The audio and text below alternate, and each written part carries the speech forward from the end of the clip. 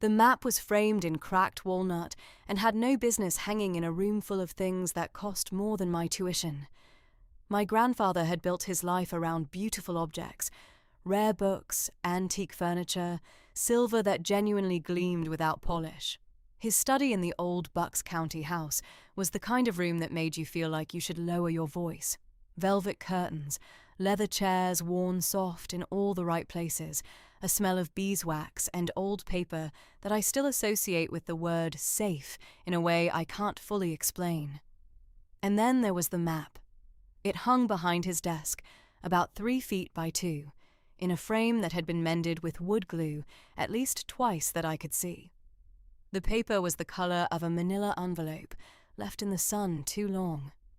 The ink had faded to a dusty brown in some places and gone entirely in others. There were water stains along the bottom edge that bloomed outward like pressed flowers. It looked, frankly, like something you'd find at a yard sale and walk past. I asked him about it once when I was 16. We were sitting in the study after dinner, and he was showing me how to date a document by the way the iron gall ink oxidized. He noticed me looking at it and smiled. "That one," he said, "is the only map in this room I would never sell."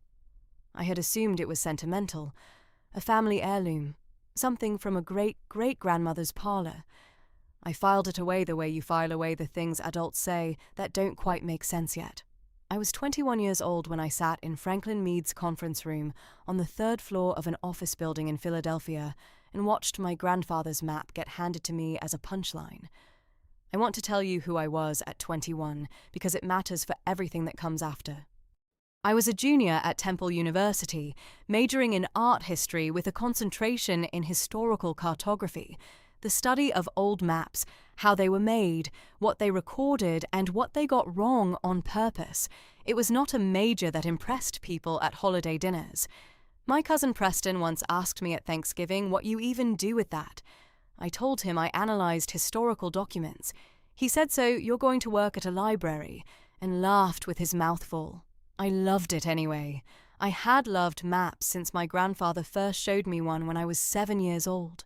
A Dutch sea chart from the early 1700s. The coastline slightly wrong in that beautiful, confident way of cartographers who had never seen what they were drawing. He had held it flat on his desk and traced the coastline with one finger. And I remember thinking that this was the most serious thing I had ever seen. An object that someone had made to show the whole world as they understood it, knowing they might be wrong. He had introduced me to the study of old maps. He had encouraged my application to Temple. He had paid for more of my tuition than I had ever said out loud to anyone because he paid it quietly, through a scholarship he'd established without my knowing. I only found out when the scholarship office sent a letter after his death that I wasn't supposed to receive. That is who Walter Voss was to me. That is who I was losing when I sat down in Franklin Mead's conference room. The reading of the will was not a kind occasion. Grandfather had 2 surviving children, my father, who had died in a car accident when I was 9, and my Aunt Diane. Diane was not his biological daughter. She was the widow of his only other son, my Uncle Geoffrey, who had passed 12 years ago. Grandfather had kept Diane close anyway. That was the kind of man he was.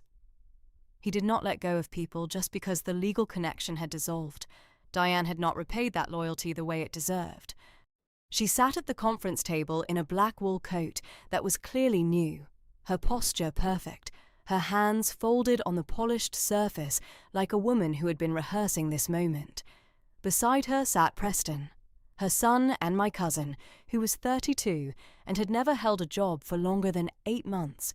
Preston was wearing a watch I recognized from a magazine spread on luxury timepieces.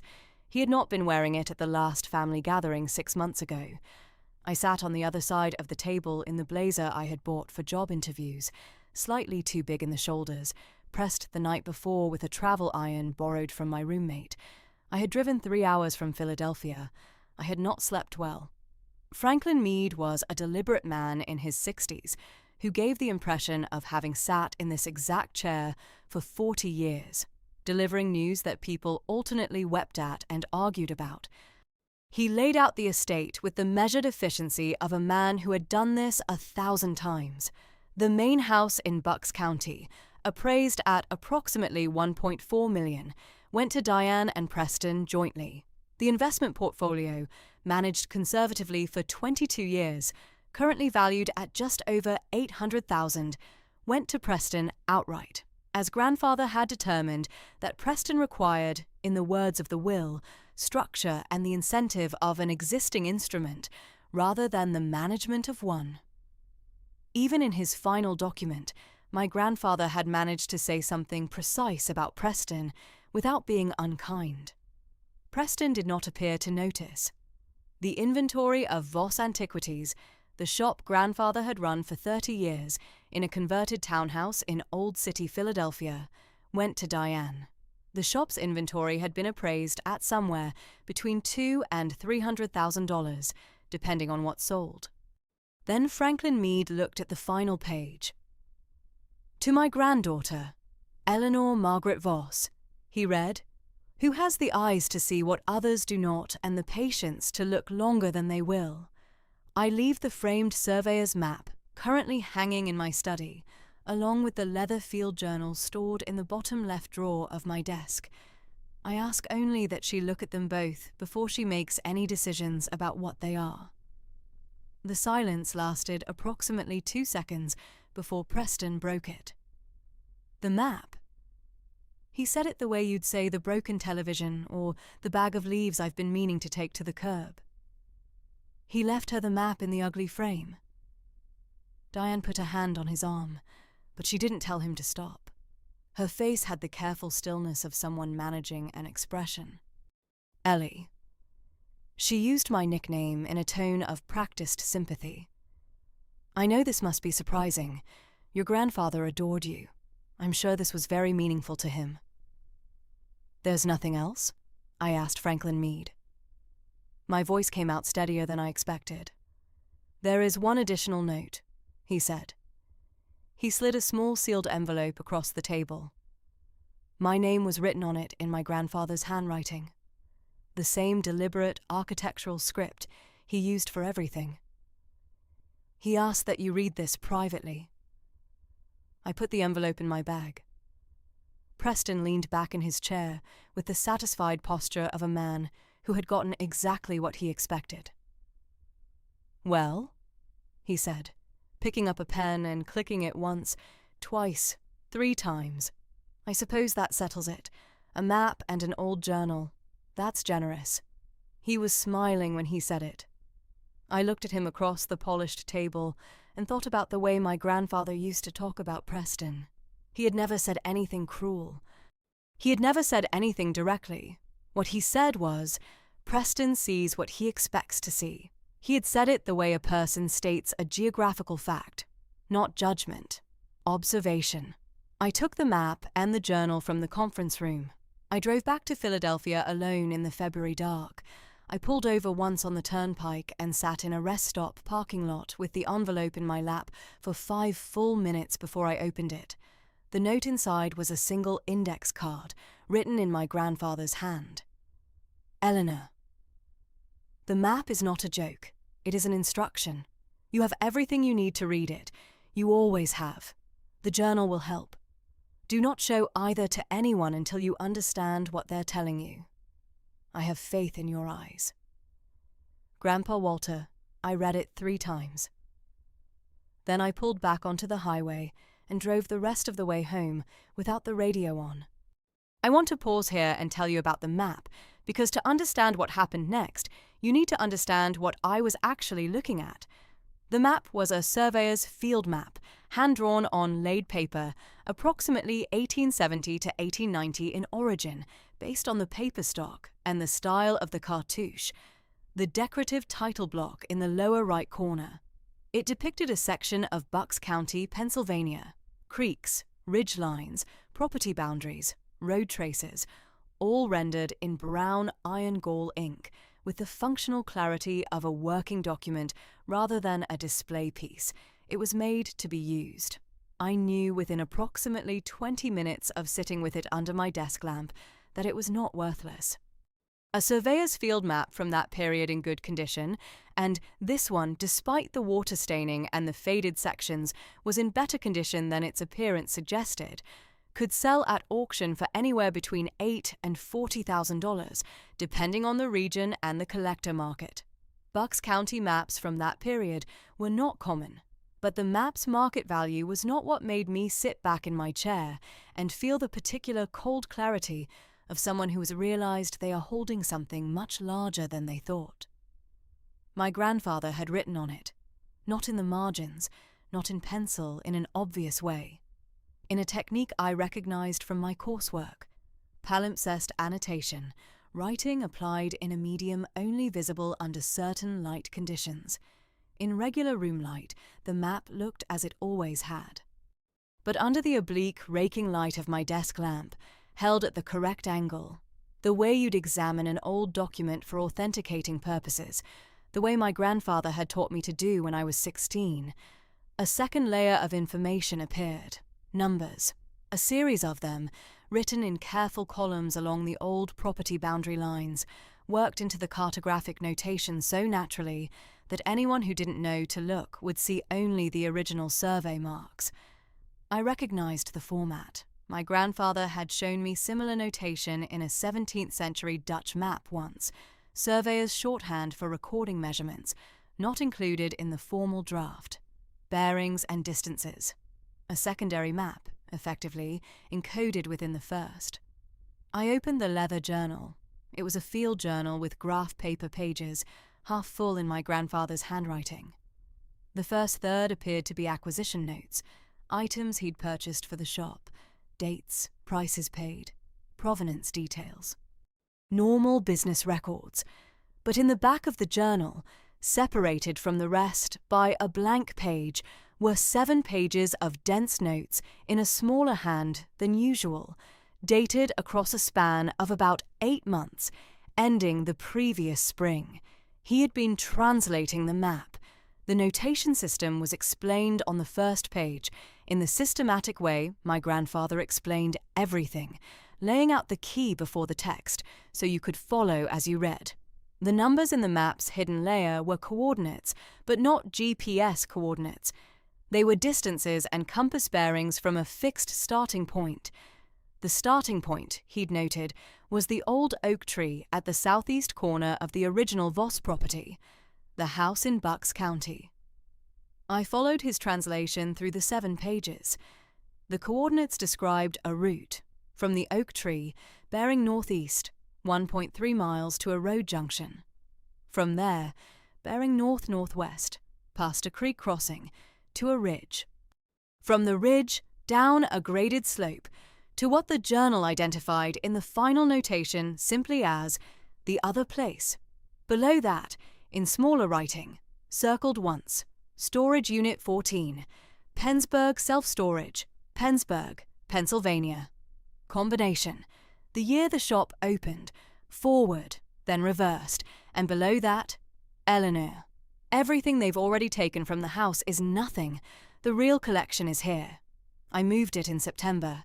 I knew they'd go for the safe first. I read that last line 4 times. I knew they'd go for the safe first. I picked up my phone. I called my friend Tara, who was finishing her master's thesis on estate law and was the most pragmatic person I knew. I told her I needed to talk through something. She said she'd come over. While I waited, I went back to the beginning of the journal's business records section and read it slowly, all the way through. By the time Tara knocked on my door, I had found what I was not supposed to miss. If you're finding this story, I'm so glad you're here. This channel is for the ones who were handed something that looked like nothing and trusted to figure out what it really was. If that's you, hit subscribe and stick with me, because what comes next is the part that changes everything. Tara sat across from me at my kitchen table with the journal open in front of her and a look I had only seen once before. The time we'd discovered that a professor's published paper contained sections lifted from another source. "Walk me through this again," she said. "The shop's inventory log," I said. "The one in the front of the journal." Grandfather tracked everything that came through the shop for 30 years, Acquisitions, sales, appraisals. It's meticulous. Look at the entries from the last 4 years. She looked. She was quiet for a moment. Items sold, she read slowly. But the sale prices are... These numbers are way below what these items are worth. Below fair market value by roughly 40 to 60%. Consistently, I said. And look at the buyer names. She looked. The buyer names, across 43 transactions spanning 4 years, resolved into 3 holding companies when you searched them. 3 holding companies with slightly different names that nevertheless, when you looked at the registered agents of record, pointed back to a single individual. Preston Hartwell. My cousin had been buying items from my grandfather's shop, valuable antique maps, historical documents, a pair of 18th century pocket globes, a signed John Mitchell map of North America, a set of portolan charts from the early 19th century, at prices that amounted to a fraction of their actual value. The transactions were technically sales. They were documented. They looked, on paper, like legitimate business. What they actually were was a systematic stripping of the shop's most valuable inventory. My grandfather had tracked every transaction. He had recorded the fair market appraisals alongside the sale prices. He had noted in the margin of one entry, in handwriting so controlled it looked almost printed. I see what you're doing, Preston. I am recording what I see. He had been building a case for 4 years. Ellie, Tara said carefully, this is potential fraud. This might be criminal fraud. I know. You need an attorney, not me, an estate and civil attorney. Tonight. I know. She looked at the last page of the journal notes. And the storage unit. You think the collection is actually there. He moved his best pieces out of the shop in September. The journal has the full inventory list. I turned to the relevant pages. 47 pieces. Maps, globes, atlases, manuscripts. I've looked up comparable sales for 12 of them. Conservative total for those 12 is somewhere around $800,000. She stared at me. There are 47 pieces, I said. I did not go to Pennsburg alone. I called a woman named Marion Bledsoe, who was my grandfather's accountant and one of the 3 people he had named in his will as persons of trust. I had met her twice at the shop. She was a compact, direct woman in her 60s who had handled my grandfather's finances for 15 years and who answered her phone at 8:30 on a Wednesday night without apparent irritation. I told her what I had found. All of it. There was a pause. Walter told me, she said, about 6 months ago, that he had made arrangements for someone to find something after he was gone. He didn't tell me what. He said he wanted it discovered properly, not delivered. Another pause. He said you were the only one who would look at it correctly. Do you know about the storage unit? I know it exists. I've been making the monthly payments on it from a separate operating account for 2 years. Walter was very specific that those payments not appear in the main estate records. She was quiet for a moment. I think he knew that if Diane and Preston saw the unit in the records, they'd go there before you did. They went to the house, I said. They went to the safe. I heard. Marion's voice was very even. She had the tone of a person who had been professionally, even about difficult things, for a very long time. The family attorney informed me. Diane and Preston apparently visited the Bucks County house the day after the will was filed with the court, before the estate inventory was formally complete. They had a locksmith open the floor safe in the study. They removed approximately $22,000 in cash, a set of diamond earrings and some stock certificates. Were those items in the will? I asked. The cash was estate property. The earrings were your grandmother's and were to be assessed as part of the inventory. The stock certificates, she paused, were interesting. They were certificates for Lewis Meridian Holdings, a shell company your grandfather established in 2019. The company holds 0 assets and a substantial amount of outstanding debt from a failed commercial lease arrangement. Diane and Preston now own it. The silence on the line was entirely my own. He knew they'd go for the safe first. He knew, I said. Walter knew a great deal, Marion said quietly. We met the next morning at the storage facility in Pennsburg. Marion drove. She had a folder of documents on her lap and the air of a woman who had been waiting for this particular morning for some time. The combination worked on the first try. The year the shop opened, forward, then reversed. I have tried to find the right way to describe what was inside that storage unit, and I keep coming back to the same inadequate word: cathedral. It was a climate-controlled unit, 12 by 20 feet, lined with flat files and archival shelving and document boxes, stacked with the systematic care of a man who had spent 60 years learning how objects needed to be housed to survive. The air was cool and dry. The overhead light, when I found the pull cord, was soft and even. I walked in and stood very still. Along the left wall, flat files, 12 of them, each drawer labelled in my grandfather's handwriting. I pulled the first one open. Inside, in archival polyester sleeves, lay a hand-coloured Dutch sea chart from approximately 1680. From the style, I knew it was Johannes van Keulen's workshop. I held the edge of the sleeve, not the map itself, and looked at it the way my grandfather had taught me, at the coastlines, the compass roses, the cartouche. I thought, this map has been to sea and back and survived for 340 years. My grandfather kept it in a storage unit in Pennsburg, Pennsylvania, because he needed it to be safe until I could find it. Marion opened the document boxes on the right wall.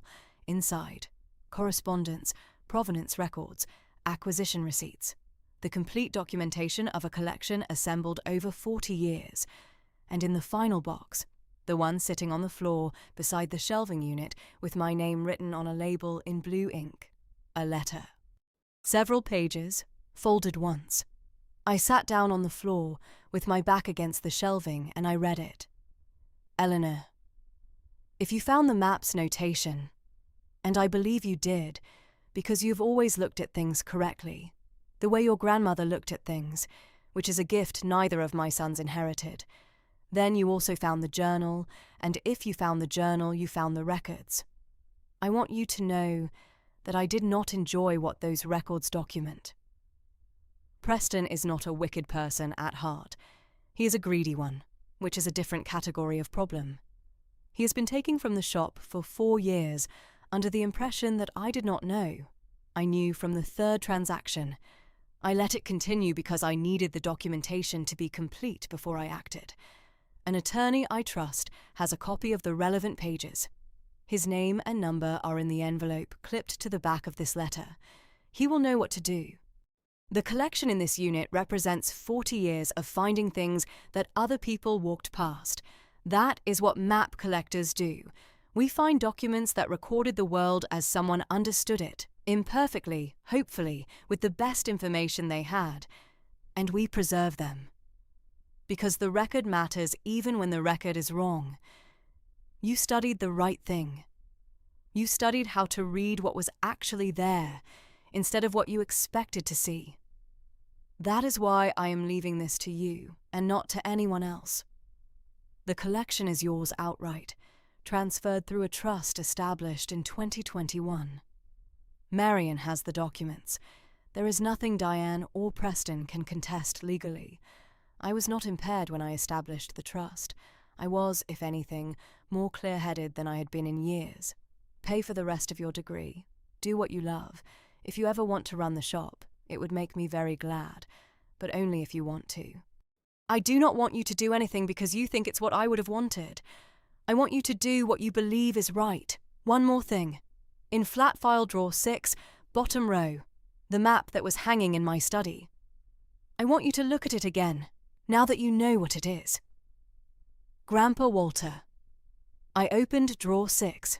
Inside, in an archival sleeve, was the framed map from the study, removed from its cracked walnut frame and properly housed. I lifted it out with careful hands, the way I'd been taught, and carried it to the light. It was not the Bucks County surveyor's map I had described to Tara. That map, the one that had hung in the study, been photographed and inventoried and handed to me at the will reading, was a very good reproduction. Archival quality, indistinguishable to anyone who had not been formally trained in document analysis. The map in drawer 6 was the original. A hand-drawn survey map, yes. Late 19th century, yes.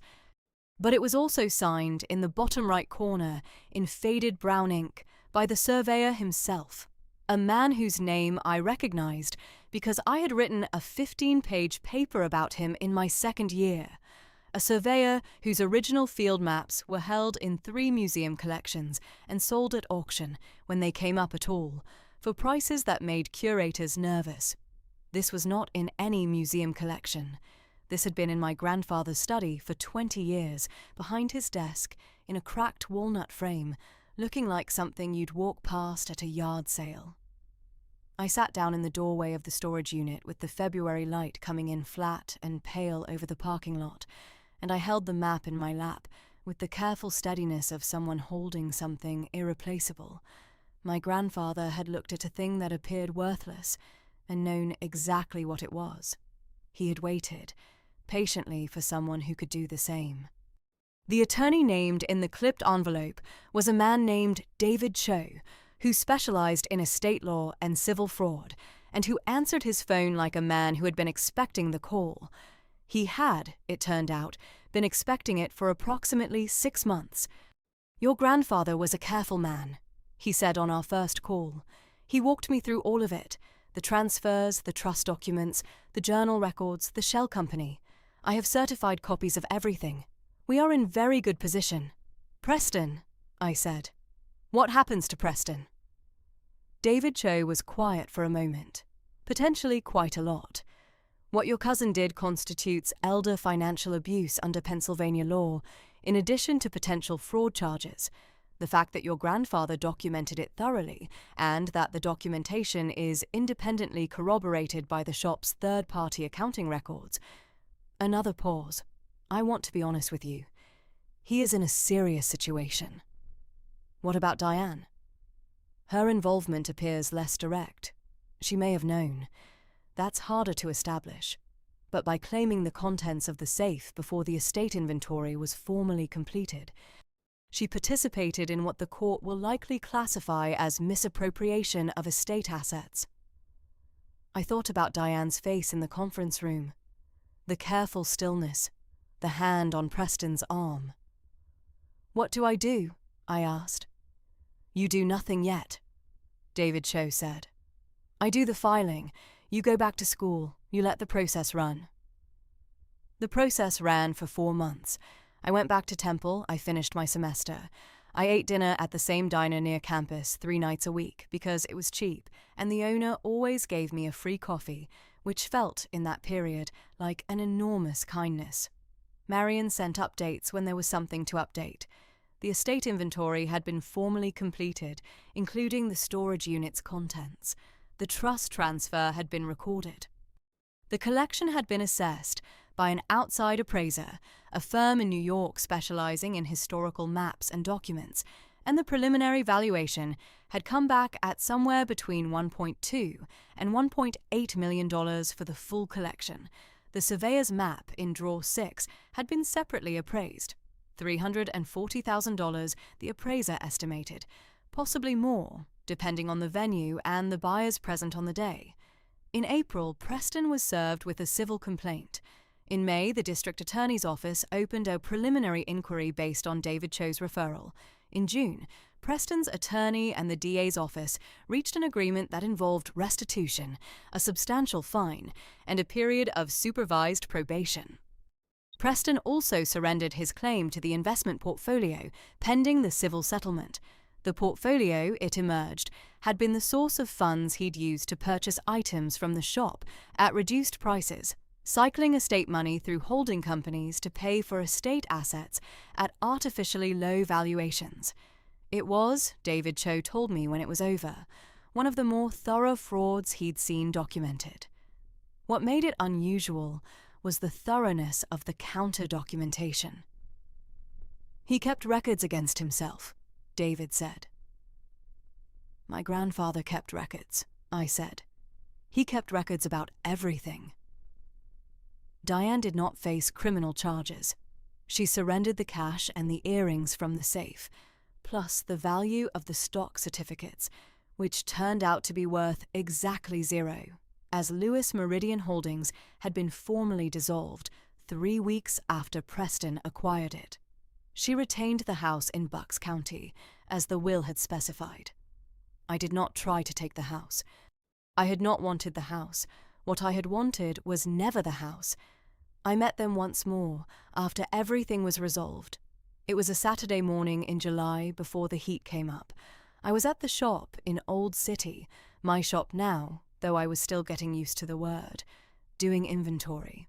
The front door was propped open, and I was in the back with the catalogue when I heard footsteps on the wooden floor. Preston was standing in the doorway between the front room and the back. He looked smaller than he had at the conference table. He was wearing a plain jacket and no watch that I recognized. "I didn't know you'd be here," he said. "It might have been true. I'm here most Saturdays," I said. I kept my voice level. My grandfather would have.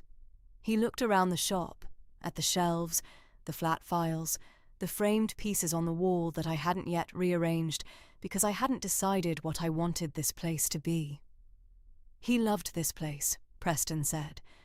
He said it without strategy, which surprised me, just a fact. "He built it," I said.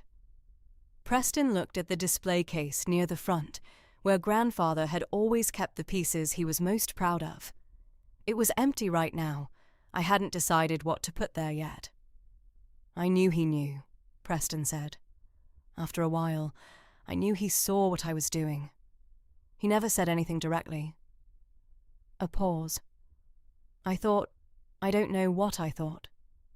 That he was letting it go because he didn't care enough to stop it. That maybe he'd already given up on me. He was quiet for a moment. "He cared enough to document every transaction for 4 years," I said. "He cared enough to build a case that held up in court. That's not what giving up looks like." Preston looked at the empty display case. He didn't say anything for a while. "I'm sorry," he said, "for what I said at the will reading. For what I said about the map." I looked at him. I thought about a 16-year-old sitting in a study learning to hold a document correctly, learning to look at what was actually there. I thought about an old man making trips to a storage facility in Pennsburg with his best pieces wrapped in archival linen. I thought about a collection housed in flat files, waiting in a climate-controlled unit for someone who would understand what it was. "The map wasn't a joke," I said. "It was never a joke." He nodded. He left. I stood in the empty shop for a moment, in the quiet, the way my grandfather used to stand before he opened in the mornings, just standing in it, in the particular piece of a room full of old things. Then I went back to the inventory. I am 21 years old, and I own a shop full of maps. I own 47 pieces of cartographic history, sea charts and Port-au-Land charts, and surveyors' maps and manuscript atlases, objects that have been to the edge of the known world and come back, housed in proper flat files with archival sleeves, catalogued and insured and cared for the way they should have been all along. I own a surveyor's map that sold at auction in October for $380,000, which I did not keep because my grandfather had taught me that a collection is a living thing, and sometimes what a collection needs is for a piece to find its way to someone who will look at it correctly.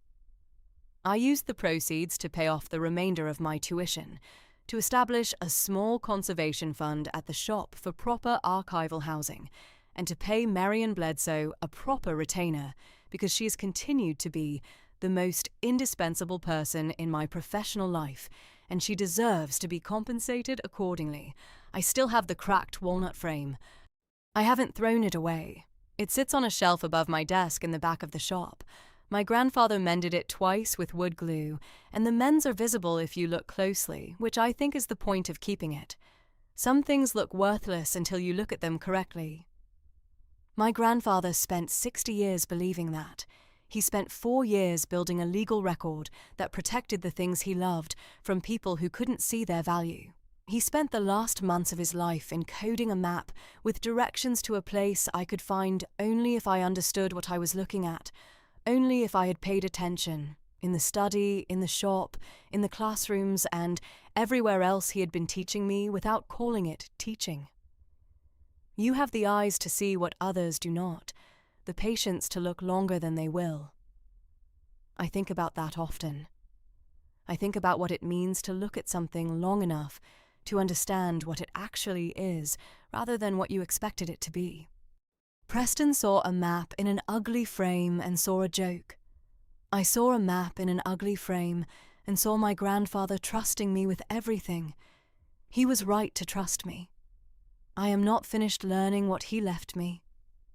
Not the collection, not the shop, but the knowledge itself, the patient, careful, irreplaceable knowledge of how to look at old things and understand what they recorded about the world and the people who made them. It is not a small inheritance. It is, in fact, everything. If this story moved you, if you've ever been handed something that looked like nothing and found out it was everything, I hope you'll hit that like button and share it with someone who needs to hear it. This channel is for the ones who were counted out, handed the cracked frame, told the joke was on them. It never is. Subscribe, turn on notifications, and tell me in the comments, what's the one thing in your life that turned out to be worth far more than it looked? I read every single one. I'll see you in the next story.